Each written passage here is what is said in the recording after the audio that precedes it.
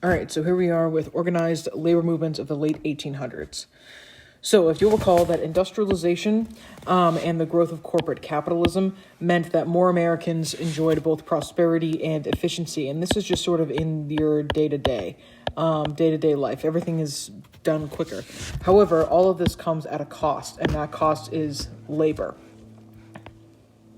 So we're going to take a look at three strikes that were significant in the advancement of an organized labor movement in late 19th century America.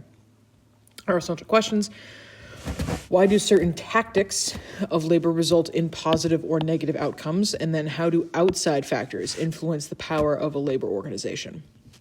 So our first strike is Great Railroad Strike of 1877. You'll notice the date. This is immediately post-Civil War and immediately post-Reconstruction. So keep that in mind for our historical context. So it is the first interstate strike in American history, meaning it happened it affected more than one state. So there was an economic panic in 1873, not like a Panic at the Disco, but like an actual economic panic. And so what happened was rail lines cut wages and workers to save money. Then another 10% cut happened to the workers, and in West Virginia, they start to strike. And then all that just sort of spreads across the country, and the strikes in some places turned violent, which resulted in over 100 people dead overall. And so then federal troops are called in to put down the riots. So the tactics that are used in this strike are people walking off the job, blocking tracks, looting, burning, and then your regular mobs. Good times had by all. The significance, this is the big thing here: a complete and utter lack of organization. This was not a coordinated effort. People just kind of saw what they were doing in West Virginia and said, oh, well, why don't we do that? And then it just sort of spread gradually. But it was independent decisions of the railroad workers of wherever they were. So for the union movement, it showed that they needed more organization to have any kind of power. And for people in power and the public, it raised fear of a worker revolution. And this is not random. This is also sort of a direct result of the book called The Communist Manifesto, written by Karl Marx, and how socialism is on the rise in Europe. So this isn't a completely ridiculous fear. People were genuinely very, very worried about that in the United States. The second big strike is, well, this is just an image of of some of the stuff that went on in the railroad strike. This is one of the prints from the newspaper. So you can see you've got, a building up in flames here. You've got guys that are running away, and then people just kind of milling about with guns and, casual. So next big strike is the Homestead Strike of 1892. So this happened in Homestead, Pennsylvania, and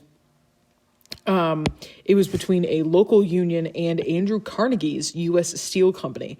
And so what ended up happening was, in protest of wage and hour cuts, the workers went on strike, and then Carnegie locked them out of the factory. And then they put up a wall and hired what are basically these mercenary guys called the Pinkertons to protect it. And then it all just kind of blows up. It ends being pretty much in a gunfight. If any of you have seen The Men Who Built America, there's a whole episode on the Homestead Steel Strike. And it's a whole thing where Pinkertons showed up on the scene, and the workers are there, and they fire into the crowd, and it becomes a whole kerfuffle. Tactics used: you have your strike, you have a militia in the Pinkertons, attempted assassination of management, a guy whose name is, I kid you not, Henry Clay Frick. That's his name. That's his actual name, actual person, actual name. Attempted assassination by one of the union guys of a guy named Henry Clay Frick, who was Carnegie's right-hand man. Anyway, moving on. Significance: it is one of two incidences in the late 1800s, that completely destroys labor's momentum. This is a setback. This is a big setback because of the violence. People don't like violence. The public doesn't approve of violence. And so this strike especially really grinds a lot of people's gears. It also showed that the U.S. government was committed to corporate capitalism over labor. They were always going to side with the corporations over that of organized labor, and that's true even still to an extent today. So lastly, we've got the Pullman strike of 1894. So what happens is that a whole bunch of workers live, eat, breathe, shop, and die Pullman. So they live in what's called a company town. And Henry Ford was another guy who was famous for this. Basically what they do is they build up these towns around where their factory is, or in the Pullman's case, where the headquarters of the Pullman cars were. And so everything in there is owned by the Pullman company. So the houses are owned by Pullman. The shops are owned. The restaurants are owned. Everything is owned by the Pullman Railroad Car Company.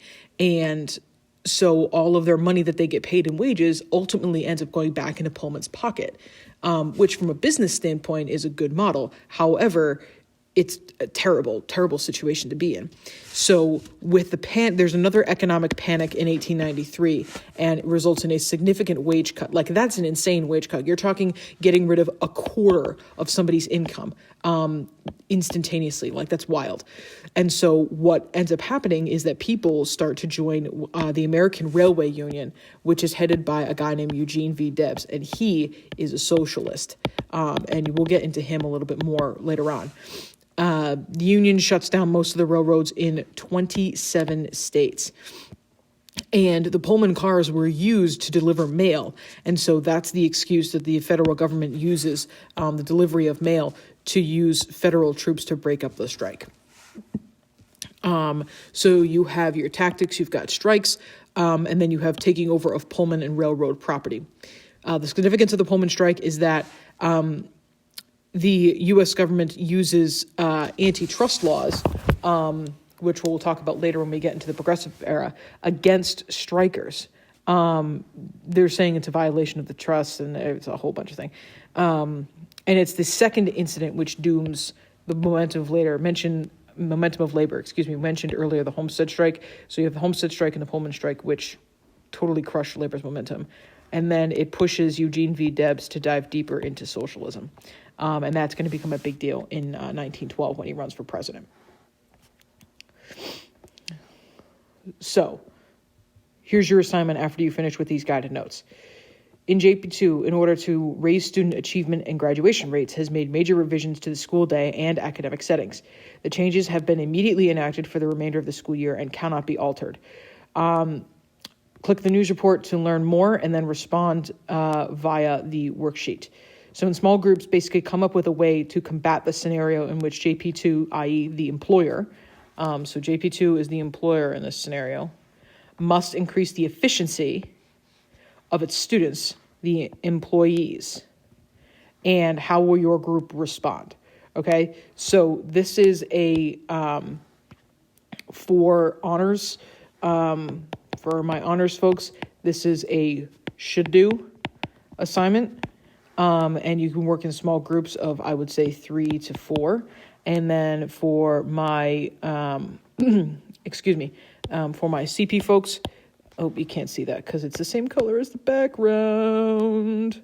There we go. We'll go with yellow. For CP, this is an aspire to do assignment, but it shouldn't take you that long. So you can work in a group, and that's up to you. All right?